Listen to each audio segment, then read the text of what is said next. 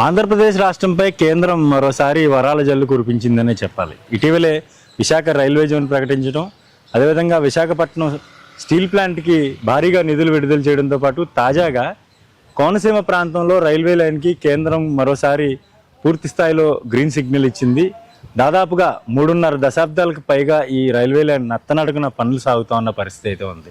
ఈ ప్రాంతంలో ఏమనుకుంటారంటే ప్రతి ఎన్నికల సీజన్ వచ్చే సమయానికి ఇది ఒక ఎన్నికల హామీగా మాత్రమే నిలుస్తుంది. కోనసీమలో రైల్వే కోత వినిపించేది ఎప్పుడు అని ఇక్కడ ప్రజలంతా పెదవిరుస్తూ ఉంటారు.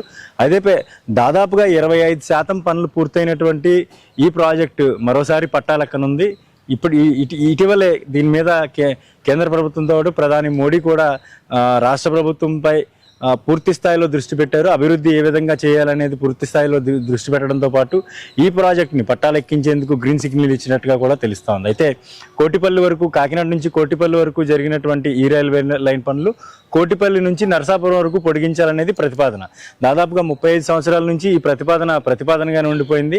పట్టాలు ఎక్కలేదు. ఈ ప్రాజెక్టు కోసం పూర్తి స్థాయిలో ల్యాండ్ ఎక్విజిషన్ చేశారు. భూసేకరణ చేసినప్పటికీ కూడా నిధులు లేవి. అంటే నిధులు రాష్ట్ర ప్రభుత్వం 25% మ్యాచింగ్ గ్రాంట్స్ కింద ఇవ్వాల్సి ఉంటుంది. కానీ అప్పట్లో కొన్ని ప్రభుత్వాలు దీని మీద సుముఖంగా ఉన్నప్పటికీ కొన్ని ప్రభుత్వాలు మాత్రం పూర్తిగా విస్మరించాయి. అయితే ఈ ప్రాజెక్టు పూర్తి స్థాయిలో ఇప్పుడు పట్టాలు ఎక్కేందుకు మాత్రం సిద్ధమవుతున్న పరిస్థితి. ఎందుకంటే ల్యాండ్ ఎక్విజిషన్ జరిగింది. భూసేకరణ జరిగిన తర్వాత కూడా కొంతమంది రైతులు తిరిగి వాటిని వాళ్ళ అవసరాల కోసం వినియోగించుకుంటూ ఉన్న పరిస్థితి. అయితే ఈరోజు కోనసీమ జిల్లా కలెక్టర్ దీని మీద పూర్తి స్థాయిలో దృష్టి పెట్టారు.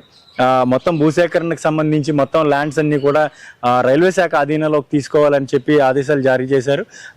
ఈ పనులు కూడా పూర్తి స్థాయిలో ప్రారంభమైతే మరి కొద్ది రోజుల్లోనే రైల్వే ట్రాక్ పనులు అయితే పూర్తవుతాయి. ఎందుకంటే ప్రధానంగా చూసుకుంటే గోదావరి ఉపనదులు 3 నదులపై భారీ వంతెనలు నిర్మించాల్సి ఉంటుంది.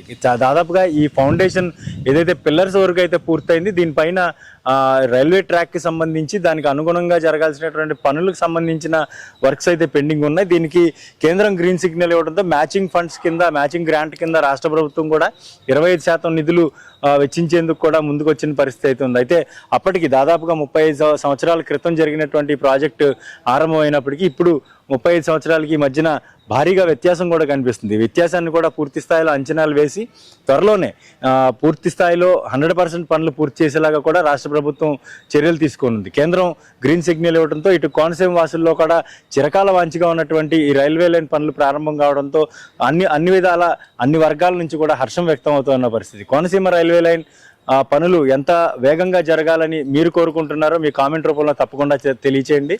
మా వీడియో మీకు నచ్చినట్టయితే లైక్ చేయండి, సబ్స్క్రైబ్ చేయండి.